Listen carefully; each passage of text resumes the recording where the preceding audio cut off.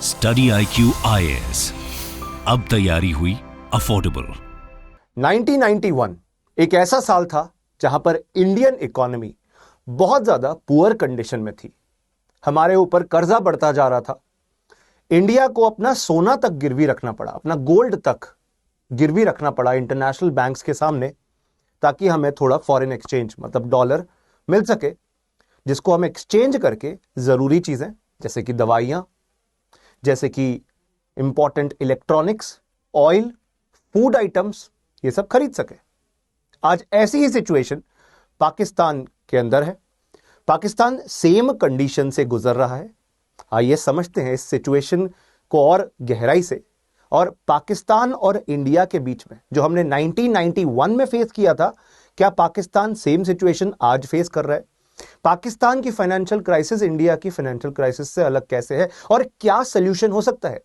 क्या पाकिस्तान को, जैसे हमने 1991 के अंदर इकोनॉमिक चेंजेस जो हम लेकर आए थे, LPG reforms, liberalisation, privatisation and globalisation reforms, क्या वही सेम रिफॉर्म्स पाकिस्तान को भी अपनी इकोनॉमी को बचाने के लिए आज लाने चाहिए? Let's understand. मेरा नाम है वसु कटारा। प्लीज हमारे इस इनिशिएटिव को सपोर्ट करिएगा और इस वीडियो को लास्ट तक देखिएगा and please like the session as well. तो अभी मैं आपको बताना चाह रहा हूं कि पाकिस्तान को वही इंडिया का 1991 मोमेंट रिक्रिएट करना होगा। इनफैक्ट जो हमने पहले रिफॉर्म्स किए थे वैसे ही सेम रिफॉर्म्स पाकिस्तान को आज लाने होंगे।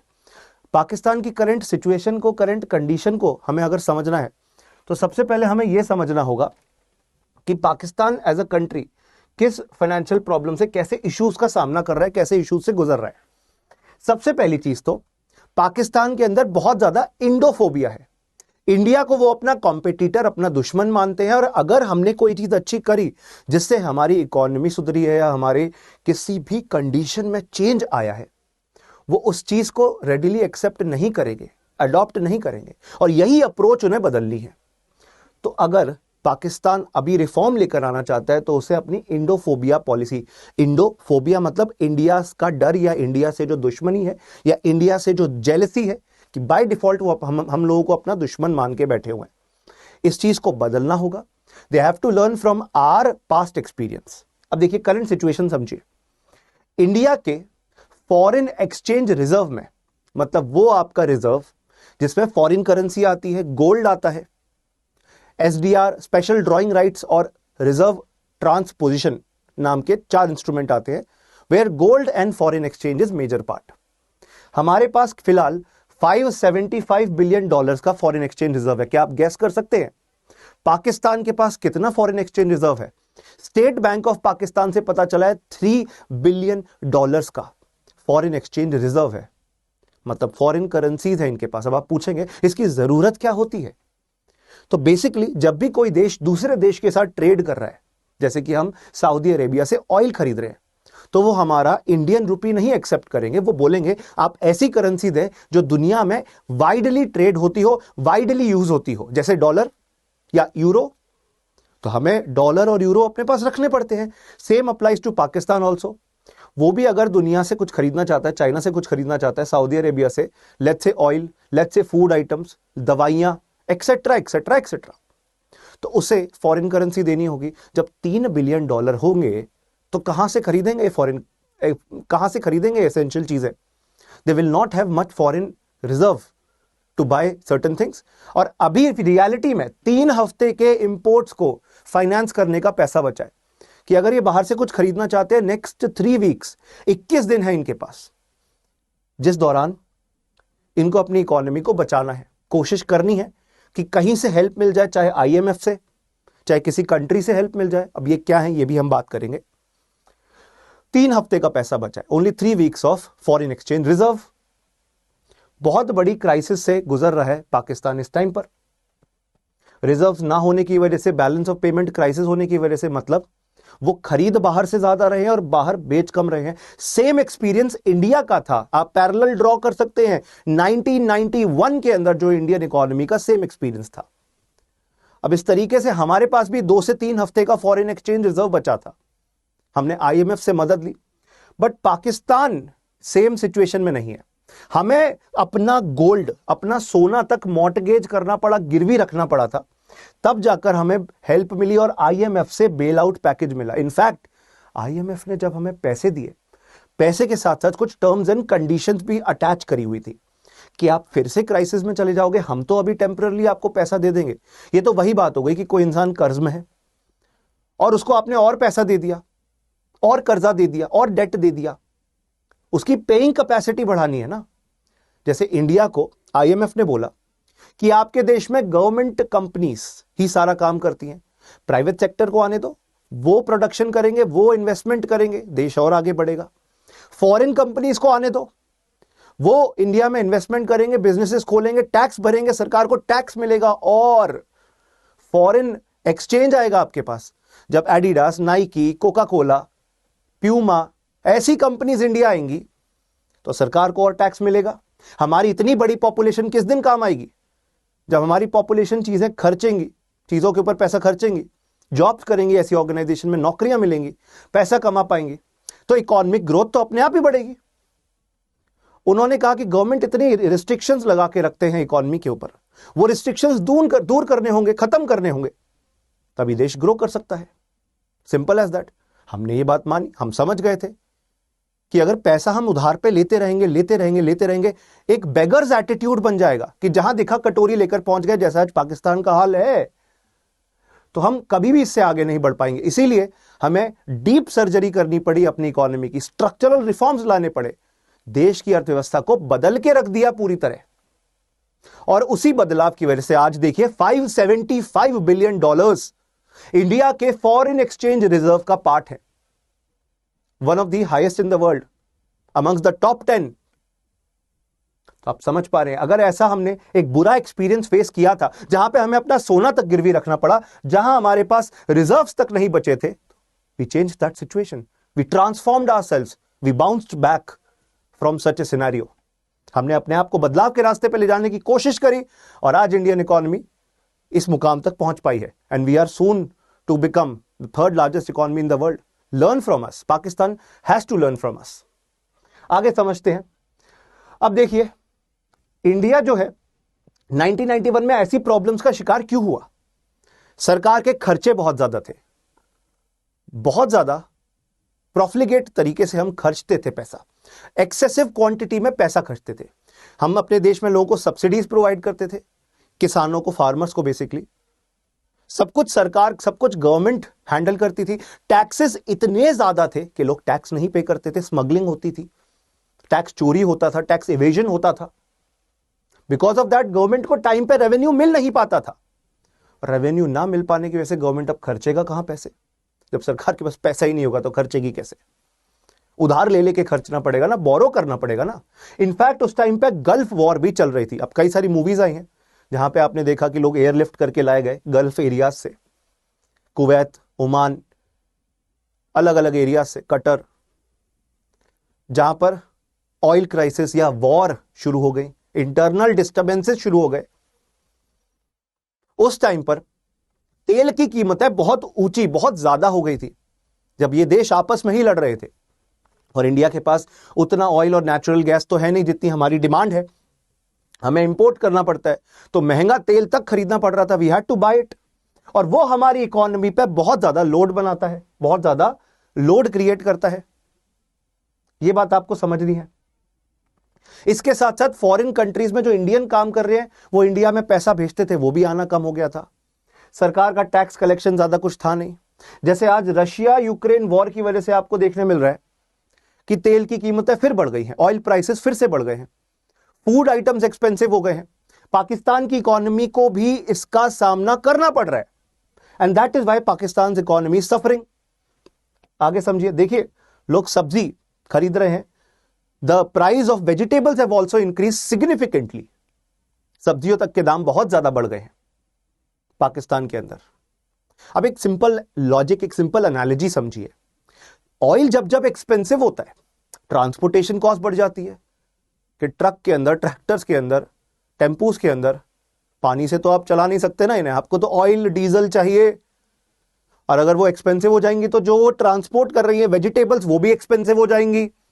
आम जनता फिर कैसे खरीद पाएगी?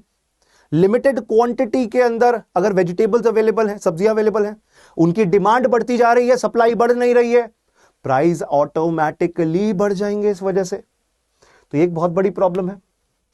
और क्या प्रॉब्लम्स है, what other issues are there? जैसे इंडिया, मैंने बताया 1991 के टाइम पे बहुत खर्चा करता था, सेम पाकिस्तान का हाल है। टैक्स कलेक्शन में देखें तो पाकिस्तान अपनी मिलिट्री डिक्टेटर्स के, अपनी मिलिट्री एम्प्लॉयज के ऊपर टैक्स कम लगाता है। टैक्स कम लगा रहे हैं, खर्चा ज्यादा कर रहे हैं। ये जो बीच का मिसमैच है, ये जो गैप है, कहां से पूरा होगा? आप खुद ही बताइए कहां से पूरा होगा। इसीलिए 1991 में इंडिया की भी यही प्रॉब्लम थी। हम टैक्स कलेक्शन इतना कर नहीं पाते थे, हमारे दो घाटे, दो डेफिसिट चलते थे, fiscal deficit and current account deficit. अब now I think you are a layman, आप कोई एक्सपर्ट नहीं है इस एरिया में, तो मैं आपको समझा देता हूं कि फिस्कल डेफिसिट क्या होता है और करंट अकाउंट डेफिसिट क्या होता है। फिस्कल डेफिसिट का मतलब है कि गवर्नमेंट की खर्चा, जो एक्सपेंडिचर है वो इतना है एंड रेवेन्यू है वो इतना है। ये जो गैप है ना बीच का, इनकम है 100 रुपए, खर्चा 120 कर रहे हो, जो 20 रुपीज का आप खर्चा कर रहे हो वो आपको बोरो करके, उधार लेके खर्चना होगा। आज अगर बोरो करोगे तो फ्यूचर में उसकी इंटरेस्ट भी तो पे करना होगा, तो आप फ्यूचर अनसस्टेनेबिलिटी क्रिएट कर रहे हो। आज पैसा नहीं चुका पा रहे, उसके लिए उधार लेना पड़ रहा है, फ्यूचर में कैसे इंटरेस्ट चुकाओगे, पे बैक कैसे करोगे? सेकेंड प्रॉब्लम है करंट अकाउंट डेफिसिट। इसका मतलब है, सिंपल सी बात है, आप किसी देश से कोई सामान खरीदते हो, राइट, यू आर इंपोर्टिंग, और इंडिया से कुछ सामान एक्सपोर्ट करते हो, तो दोनों के बीच का जो फर्क है ना, इंपोर्ट्स और एक्सपोर्ट्स के बीच का फर्क, अगर हम दूसरों से ज्यादा खरीदें और दूसरों को कम सेल करें, we are actually throwing money out of our country. उसकी वजह से एक डेफिसिट बन जाएगा जब हम बाहर पैसा फेंक रहे हैं सारा, क्योंकि हम बाहर से सामान खरीदे जा रहे हैं, आईफोन खरीदते हैं, electronic devices, gold, petrol, diesel, and because of that our economy suffers. आप दूसरों को बेचो, पैसा भी तो कमाओ। You are spending and you are spending a lot, that is why current account deficit is there. हमें बहुत कुछ खरीदना पड़ता है बाहर से, और यही हाल 1991 में था। हमें करंट अकाउंट डेफिसिट्स और फिस्कल डेफिसिट्स दोनों का सामना करना पड़ रहा था। सेम पाकिस्तान का एक्सपीरियंस है। और उस टाइम पर इंडिया को कोई जियोपॉलिटिकली मदद भी नहीं कर रहा था। In fact India non aligned movement का एक ऐसा मूवमेंट, एक ऐसा ग्रुप जिसमें वो देश आते थे जो न्यूट्रल थे। देखो क्या था, वर्ल्ड वॉर 2 खत्म होने के बाद एक तरफ रशिया, यूएसएसआर उस टाइम पे उसे कहते थे, और एक तरफ यूएसए, ये दो पावर ब्लॉक एमर्ज हुए। अब यूएसए रशिया से नफरत, रशिया यूएसएसआर, और यूएसएसआर यूएसए से नफरत करता था। इससे पिस रहे थे बाकी कंट्रीज। हमने और कई सारे देशों ने कहा कि हम बीच में रहेंगे, हम न्यूट्रल हैं, हम आपसे भी ट्रेड करेंगे, आपसे भी ट्रेड करेंगे, दोनों के साथ एक म्यूचुअल कोऑपरेशन का रिश्ता बना के रखेंगे। We shall remain non aligned. हम आपका ग्रुप नहीं ज्वाइन करेंगे, ना ही आपका ग्रुप ज्वाइन करेंगे। हालांकि हम रशिया या सोवियत यूनियन के काफी पास थे, बट 1991 में भी एक बहुत बड़ा जियोपॉलिटिकल क्राइसिस आता है, और सोवियत यूनियन, एक संघ, एक यूनियन, एक ग्रुप ऑफ कंट्रीज, 15 अलग अलग देश, वो टूट जाता है। ये रिश्ता टूट जाता है, ब्रेकअप हो जाता है। इंडिया को सपोर्ट करने वाला ग्रुप कमजोर हो जाता है। यूएस सपोर्ट कर नहीं रहा था, हमने उस खुद को ही डिस्टेंस किया हुआ था यूएस से। यूएस हमें सपोर्ट नहीं कर रहा था, और at the same time Pakistan जो है आज वो सपोर्ट मांगता है यूएस से। यूएस कहता है हम सपोर्ट दें तो क्यों दें। हमने अफगानिस्तान में शांति बनाने की कोशिश करी, आपने तालिबान को सपोर्ट किया, आपने मुजाहिदों को सपोर्ट किया, आपने आतंकवाद को बढ़ावा दिया, दूसरों का घर जलाया, और खुद का हाथ भी जल गया कि पाकिस्तान के अंदर जो पाकिस्तानी तालिबान है, तहरीक तालिबान पाकिस्तान, वो आज पाकिस्तान में हैवक मचा रहा है कि नहीं मचा रहा। पाकिस्तान ने सोचा था कि तालिबान को और स्ट्रॉन्ग करेंगे और उनको यूज करेंगे कश्मीर के अंदर इंसर्जेंसी फैलाने में, हमारे देश में इंटरनल सिक्योरिटी प्रॉब्लम्स क्रिएट करने में। अब देखिए ये बैकफायर हो गया। आज पाकिस्तान जो है वो खुद शिकार है तालिबान का। तहरीक ए तालिबान के कई सारे अटैक्स पाकिस्तान में होते हैं रेगुलर बेसिस पर। इनफैक्ट जो उनका खैबर पख्तूनख्वा रीजन है, that has become the new Kashmir. जैसे वो यहां पर इंटरनल सिक्योरिटी इश्यूज फैला रहे थे, हमारे देश की सुरक्षा को खतरा पैदा कर रहे थे, आज खुद वो खतरे के शिकार है बिकॉज ऑफ तालिबान प्रेजेंस। तो आप समझ पा रहे हैं, पाकिस्तान की इकोनॉमी में अगर आग लगी है तो उन्होंने खुद लगाई है, और जब वो जल रहे हैं तो वो चिल्ला रहे हैं कि हमें बचा लो। कोई देश कैसे बचाएगा, कोई हेल्प कैसे करेगा जब तक वो खुद नहीं बचना चाहते। और उनको बचना है तो इंडिया के 1991 के एक्सपीरियंस से सीखकर अपनी इकोनॉमी को रिफॉर्म करना होगा। यह बात आपको याद रखनी है। Next point, is Pakistan on the brink of an economic collapse? क्या पाकिस्तान पूरी तरह कोलैप्स के समय पे आ चुका है? तो देखिए, जैसे इंडिया के 1991 में फैक्टर्स थे, मेनी टाइम्स ऑफ दैट, कई गुना उससे ज्यादा अभी आपको पाकिस्तान की सिचुएशन देखने मिलेगी जैसे इंडिया के 1991 के अंदर इंडिया की सिचुएशन थी। पाकिस्तान आज भी दुनिया भर के आगे हैंडआउट्स कटोरा लेके पहुंच जाता है कि हमें आप फाइनेंशियल हेल्प करिए, और ये पाकिस्तानी इकोनॉमी और पाकिस्तानी पॉलिटिशियंस का रवैया बहुत गलत है। इंडिया ने आईएमएफ से आज तक 7 बार मदद मांगी है। आईएमएफ क्या है? International monetary fund, United Nations की एक बॉडी है, 1944-45 में बनी थी, जिसका ऑब्जेक्टिव था दुनिया के अंदर, इनफैक्ट ऑब्जेक्टिव है दुनिया के अंदर, इंटरनेशनल फाइनेंशियल स्टेबिलिटी क्रिएट करना, इंटरनेशनल मॉनेटरी स्टेबिलिटी क्रिएट करना, दुनिया में स्थिरता बनी रहे, कोई भी कंट्री कोई इशू ना फेस करे इकोनॉमिक टर्म्स में। हमने 7 बार पाकिस्तान से हेल्प मांगी। लास्ट हमारी हेल्प थी आज से 30 साल पहले 1991 के अंदर। Meanwhile, Pakistan has gone to the IMF 22 times. Over and over again, they are asking for help. कोई एक बार मदद मांगता है, 2 बार मदद मांगता है, 4 बार मदद मांगता है, आप मदद कर सकते हैं, पर बार बार कोई अगर इसी की आदत लगा ले तो आप उसकी कब तक हेल्प करेंगे? IMF भी इसी बात को कंसिडर कर रहा है कि so many times we have given money to you, but still you have not recovered. इसी बेसिस पर आपको देखने मिलेगा अभी भी Pakistan is trying to get bail out from IMF, अभी भी मांगने की, मदद लेने की कोशिश कर रहे हैं, यह आपको देखने मिलेगा। मूविंग अहेड, इंडिया के 1991 एक्सपीरियंस की वजह से ही आज हम $575 बिलियन के फॉरेक्स रिजर्व पे बैठे हैं। हमने उस टाइम पे मार्केट्स खोली, प्राइवेट कंपनीज को आने दिया, फॉरेन कंपनीज को आने दिया, टैक्सेस कम करे। इंडियन इकोनॉमी जो एक क्लोज्ड इकोनॉमी होती थी, दुआ की पूरी दुनिया के लिए बंद थी, दरवाजा खोला, लोगों को आने दिया, इन्वेस्टमेंट्स करने दी। Now our country has recovered from that crisis, still developing and developing at a fast speed. हम तेजी से तरक्की कर रहे हैं। तो आप समझ पा रहे होंगे कि ये जो जुगलबंदी रही, भारत के प्रधानमंत्री नरसिम्हा राव जी, पीवी नरसिम्हा राव जी, भारत के फाइनेंस मिनिस्टर मनमोहन सिंह जी, इन दोनों की इस जुगलबंदी ने देश को उस क्राइसिस से बाहर निकाला। अब बात यही है, पाकिस्तान में ऐसा फाइनेंस मिनिस्टर कौन है? एक पाकिस्तान को एक मनमोहन सिंह जी की जरूरत है, और सिर्फ इकोनॉमिकली पाकिस्तान सिर्फ इकोनॉमिकली ही कोलैप्स के कगार पे नहीं है, सिक्योरिटी वाइज भी ये देश टुकड़े होने या बंटवारे के कगार पे आ गया है। आप अगर देखेंगे सिंस 1990 और so the economic parts of India and Pakistan have diverged. 1990s के बाद से दोनों के रास्ते अलग अलग हो गए हैं।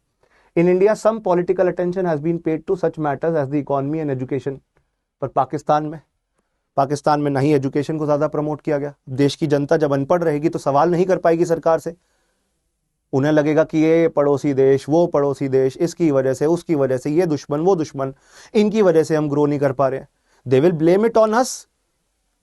जैसे अंग्रेजों ने डेलिबरेटली इंडियंस को अनपढ़ रखा, नॉन एजुकेटेड रखा, अनएजुकेटेड रखा, पर कुछ पढ़े लिखे लोग इकोनॉमिक क्रिटिक बन के आगे आए, दादा भाई नौरोजी का आप एग्जाम्पल देखते ही हैं, जिन्होंने बताया कि नहीं, अब हम अंग्रेजों के आगे दबेंगे नहीं।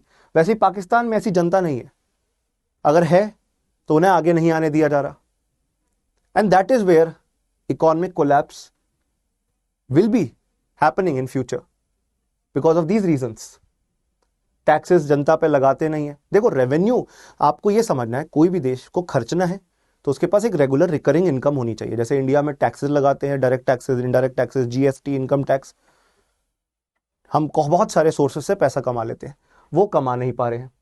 और पाकिस्तान में पॉपुलिस्ट मेजर्स के तौर पे कि फ्री में बांटना है, चीजें लोगों को फ्री में देनी है, पाकिस्तानी सरकार कोई बड़े डिसीजन भी नहीं ले पा रही है। इनफैक्ट आप अगर देखेंगे, मैंने बताया दैट इन पाकिस्तान आईएमएफ के रूल्स रेगुलेशंस, आईएमएफ को जो कमिटमेंट बार बार देके आ रहे हैं, पाकिस्तान वो बात मान नहीं रहा है, इसलिए पाकिस्तान इनडेटेडनेस का, उधारी का शिकार है। आईएमएफ मदद कर रहा है, रिस्ट्रक्चर करने की कोशिश कर रहा है। होता है ना, कई बार दवाई है, खा रहे हो, कड़वी दवाई होती है पर ठीक आपको कर देती है। आईएमएफ जो सोल्यूशन बता रहा है वो कड़वी दवाई की तरह है, डिफेंस पे इतना पैसा खर्चते हैं कि आप अगर पाकिस्तान का करंट फॉरेक्स रिजर्व देखिए, फॉरेन एक्सचेंज इनके पास घटता जा रहा है, कम होता जा रहा है, कम होता जा रहा है, 3 बिलियन के आसपास आ गया। मिलिट्री बजट के हिसाब से देखिए, पिछले साल इन्होंने 11% इंक्रीज किया, 11% इंक्रीज किया अपने मिलिट्री बजट के ऊपर, अपने मिलिट्री के ऊपर पैसा खर्चा है। डिफेंस सेक्टर अगर इंडिया में देखेंगे 13.2% हम अपना पैसा डिफेंस के ऊपर खर्च रहे हैं। Out of the total budget, out of the total money 13.2% India में डिफेंस बजट में जा रहा है। वही पाकिस्तान के अंदर देखेंगे 45% एनुअल बजट का पैसा डिफेंस पे जा रहा है। टोटल पैसे में से 45% वो डिफेंस पे डाल रहे हैं, nearly 3 to 4 times of India. कहां रिस्पॉन्सिबल स्पेंडिंग कर रहे हो आप? सिर्फ अपनी जनता को पॉपुलिस्ट मेजर्स के तौर पे खुश करने के लिए ऐसे दिखावे कर रहे हो।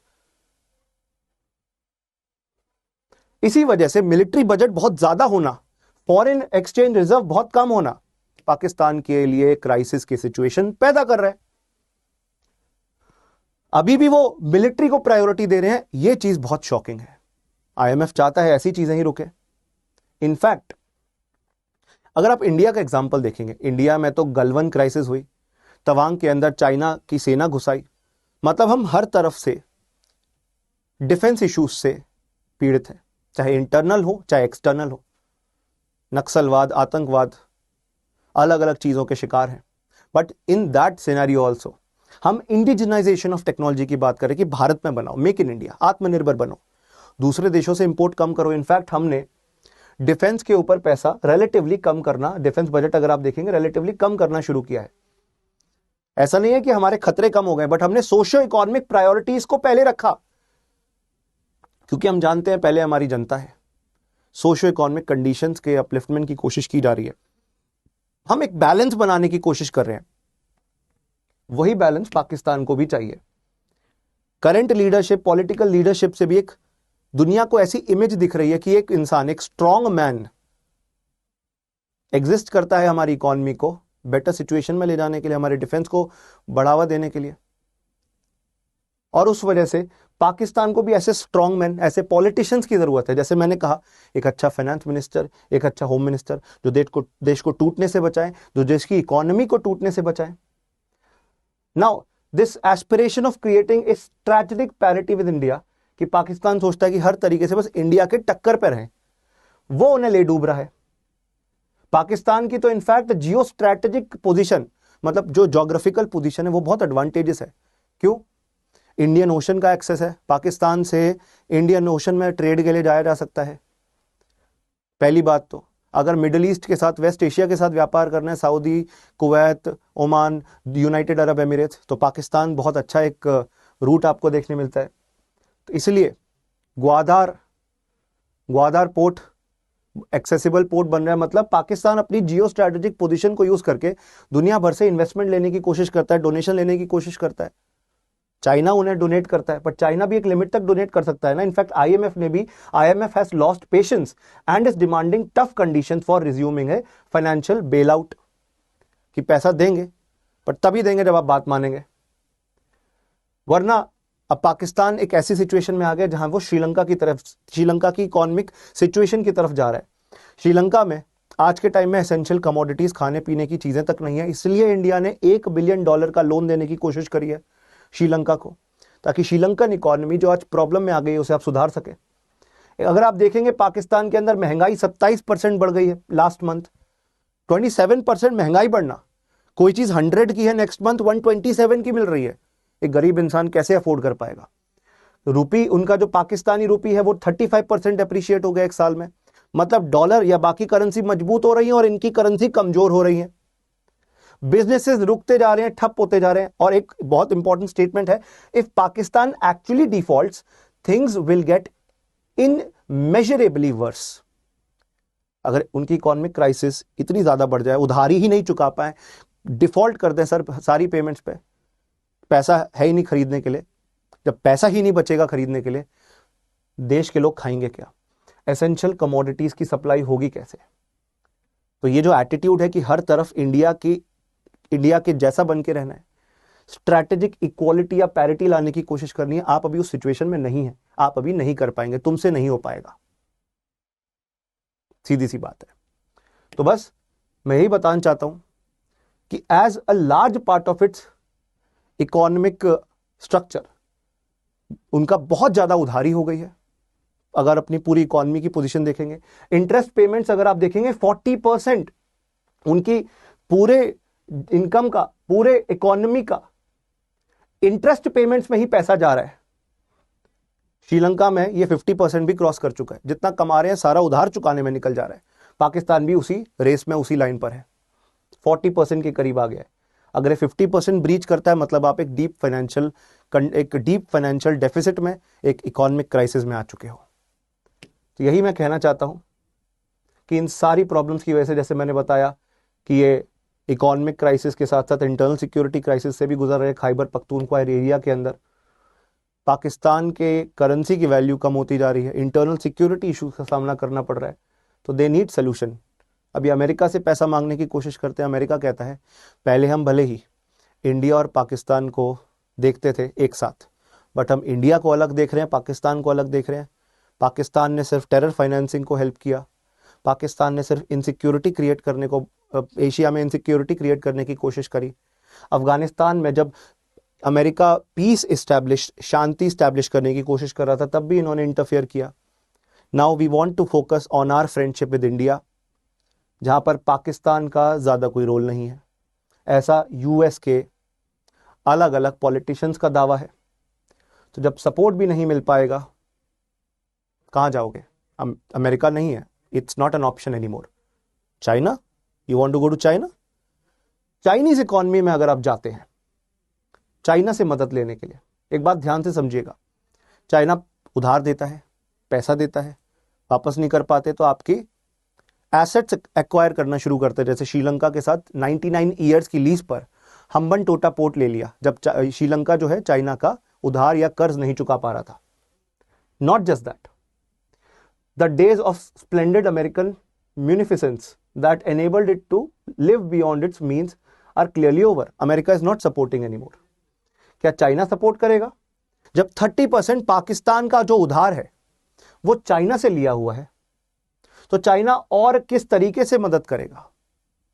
China has already given 30% of the total debts of Pakistan is from China. China has already given this much. China पहले से इतना पैसा देकर बैठा है। तो चाइना भी ये बात समझ रहा है कि हम कितना भी पैसा देते रहे तो वही बात हो गई कि हमें खाई में पैसा डालते जा रहे हैं, जो जाए जा रहा है और पैसा आप डालते जा रहे हो। इट इज अ बॉटमलेस पिट। और हमें यही कोशिश करनी है कि हम अपने आप को इस सिचुएशन से बचा सके। तो चाइना भी कितने हद तक मदद कर लेगा पाकिस्तान की, जब तक पाकिस्तान खुद अपनी इकोनॉमी की डीप सर्जरी नहीं करता। तो पाकिस्तान को अब क्या करना चाहिए? पहले तो अपने ट्रेड रिलेशंस बाकी देशों से सुधारने, व्यापार करना है। इंडिया के साथ व्यापार जो रुक गया है वो भी शुरू कर सकते हो, ट्रेड करो, कोई दिक्कत नहीं। अपने आप को इंडोफोबिया का शिकार मत होने दो। अगर इंडिया सपोर्ट दे रहा है तो उससे सपोर्ट ले सकते हो। हम और पूरा एशिया आपस में एक पीसफुल रीजन क्रिएट करना चाहते हैं, पीसफुल रीजनल कंडीशन क्रिएट करना चाहते हैं। हम नहीं चाहते कि हमारे किसी देश के साथ रिश्ते खराब हो, बट अगर कोई उकसाएगा हमें, how can we stay silent? In very practical terms, how can we stay silent? तो इन्हें कोशिश करनी चाहिए कि प्रॉपर ट्रेड रिलेशंस क्रिएट हो, अपनी इकोनॉमी को रिस्ट्रक्चर करें, एशिया के साथ, साउथ एशिया के साथ इकोनॉमी को इंटीग्रेट करें। जैसे सार्क एक बहुत अच्छा ग्रुप है, सार्क का एक फ्री ट्रेड अग्रीमेंट है SAFTA, South Asian Free trade agreement.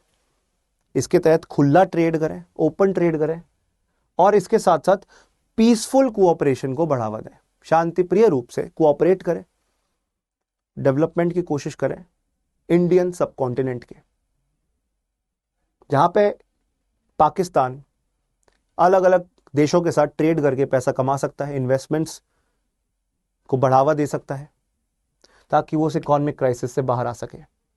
तो फाइनली बस मैं यही कंक्लूड करना चाहूंगा that they need a finance minister like Manmohan Singh ji, and they need a home minister like Sardar Patel, who held up the country together, जिन्होंने देश को संभाले रखा, इकोनॉमी को प्रोटेक्ट किया। This can be the viable solution. Thank you for watching this session. मेरा नाम वसु कटारा था, wasu.katara@studyIQ.com मेरी ईमेल आईडी है। इस पे आप मुझसे कनेक्ट हो सकते हैं। और Vasu Katara Study IQ Telegram app पर मेरा टेलीग्राम ग्रुप है अचीव यूपीएससी के नाम से, आप जरूर इस पे कनेक्ट हो सकते हो और इंटरेक्ट कर सकते हो मुझसे। आप जरूर से studyIQ.com पे जाकर हमारे यूपीएससी प्रिपरेशन कोर्सेज में एडमिशन ले सकते हैं। आप यूपीएससी की तैयारी करना चाहते हो तो जीएस फाउंडेशन बैचेस अवेलेबल है, शुद्ध हिंदी में, इंग्लिश में, जिसे अभी मैंने आपके साथ बातचीत करी इस लेक्चर के दौरान। लाइव फाउंडेशन बैच 4 में आप एडमिशन ले सकते हैं। किसी भी बैच में आए आप बाय नाउ पे क्लिक करें, जहां पर आपको एक डिस्काउंट कोड अप्लाई करना है, that is Vasu live, VASULIVE। Vasu live coupon code apply करेंगे, आपको मैक्सिमम डिस्काउंट मिलेगा। यूपीएससी के कंप्लीट जीएस फाउंडेशन बैच में प्रीलिम्स और मेंस दोनों की तैयारी की जाएगी। 1000 घंटे की live classes, recordings, Hindi English दोनों के अंदर नोट्स आपको मिलेंगे, हैंड रिटन नोट्स भी मिलेगा आपको, prelims test series, answer writing practice programme, CSAT programme, current affairs programme. Basically we are covering everything, you can take benefit out of it, but for that you have to take admission. तो admission लेने के लिए studyIQ.com पे आकर course में जाइए और वसु live coupon code जरूर से अप्लाई करिए, इससे आपका मैक्सिमम डिस्काउंट अनलॉक हो जाएगा। शुक्रिया इस सेशन को देखने के लिए, आप सबका बहुत बहुत धन्यवाद। Good luck. Study IQ IAS, अब तैयारी हुई अफोर्डेबल।